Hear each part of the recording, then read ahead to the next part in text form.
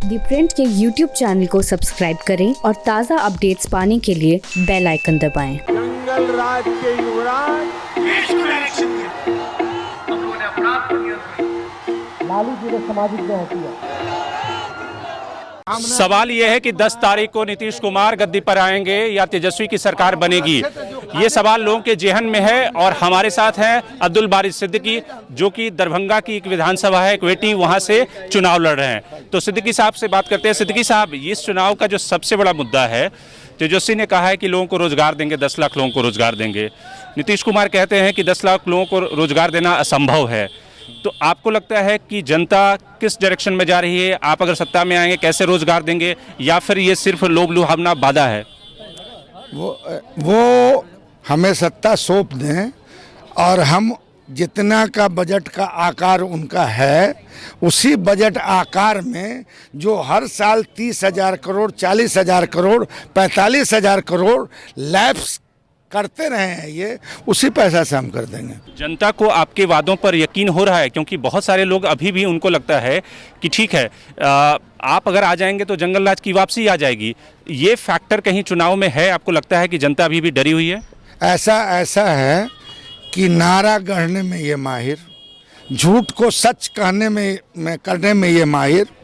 हमने अभी यहाँ बुद्धिजीवियों को बताया कि जंगल राज में क्या क्या हुआ था।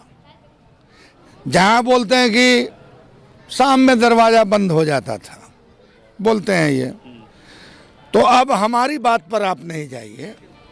जो सरकार का ऑथेंटिक फिगर है क्राइम में के बारे में, तो एक तो आप ले लीजिए नेशनल क्राइम ब्यूरो से, उसमें डिफरेंट स्टेट का रहता है, और दूसरा बिहार सरकार का जो क्राइम का फिगर है।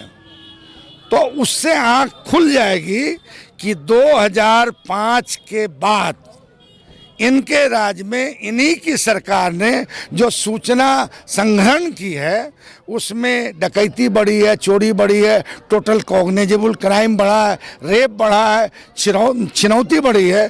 ये उन्हीं के सरकार के आंकड़ा से हम आपको कहेंगे, आप इंटरनेट से निकाल लीजिए बिहार सरकार का वो ऑथेंटिक फिगर और भारत सरकार का वो ऑथेंटिक फिगर, उसमें क्या आंकड़ा है। आपको लगता है कि जो चिराग पासवान के प्रति आप लोग नरमी दिखा रहे हैं कि पोस्ट पोल सिनेरियो में चिराग पासवान और आरजेडी दोनों मिल जाएगी सरकार बनाने के लिए? चिराग पासवान से हमारी लड़ाई नहीं है, हमारी लड़ाई एनडीए से है। हमारी लड़ाई है 15 साल बनाम 15 साल से, जो वो खुद बोलते हैं।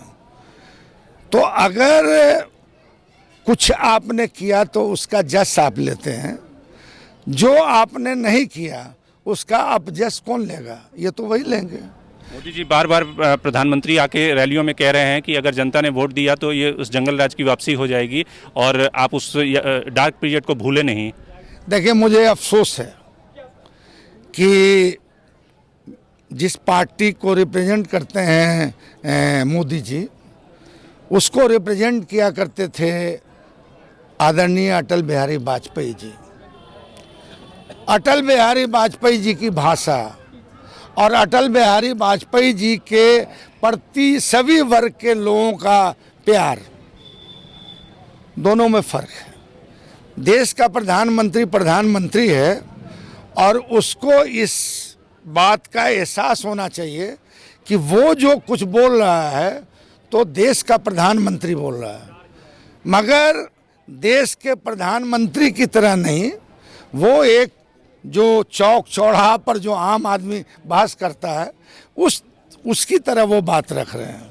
तो मुझको जो वो कहते हैं कि अब उनके राज में या फलाना एनडीए ने क्या वादा किया था कि साहब हम आएंगे तो हर के खाता में ये देंगे, एनडीए आएगा तो हम ये काम करेंगे, ये काम करेंगे। तो अब तो वो फेल कर गए। तो फेल जब कर गए वो, तो उनको गाल बजाने के सिवा कोई दूसरा मुद्दा नहीं है। एक अंतिम सवाल कि आपको क्या लगता है कि नीतीश जी 10 तारीख के बाद मार्गदर्शक मंडल में जाएंगे या फिर जनता उन्हें सपोर्ट करके वापस मुख्यमंत्री बनाएगी? बात असल ऐसा है कि एक हमारे यहाँ गाना बड़ा मशहूर था कि तेरे अंगने में हमारा क्या काम है, समझेंगे। ये एनडीए का अपना अंदरूनी मामला है। उनको राज्यपाल बनाता है कि केंद्र सरकार में मंत्री बनाता है कि मार्गदर्शक मंडल में रखता है, ये तो उनका मामला है। मगर बिहार की जनता ने मूड बना लिया है परिवर्तन का, और इस बार की यह खासियत है कि बहुत कोशिश करने के बाद भी जात पात की तरफ जो है ये इलेक्शन नहीं जा रहा।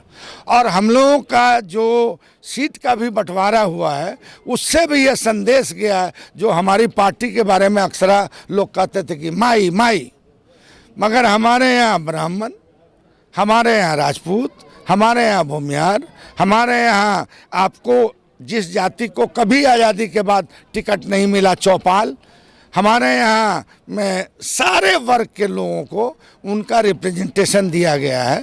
और जो युवा है, खास करके जो पढ़ा लिखा युवा है, खास करके जो दिल्ली और दूसरे जगह पढ़ रहे हैं लोग, तो उनमें अब जात पात, उन्माद, नफरत के राजनीति से वो एकदम थक चुके हैं।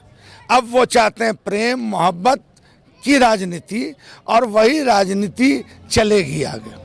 बहुत बहुत शुक्रिया। सिद्दीकी साहब की खासियत है कि ये सेकुलर नेता माने जाते हैं और नरम दिल के इंसान हैं, और इनका कहना है कि आरजेडी इस बार एमओआई से निकल चुकी है और सारे जो कास्ट हैं उन सबको समाहित करके एक इंक्लूसिव राजनीति करने की दिशा में बढ़ रही है। शंकर निमेश, द प्रिंट, दरभंगा।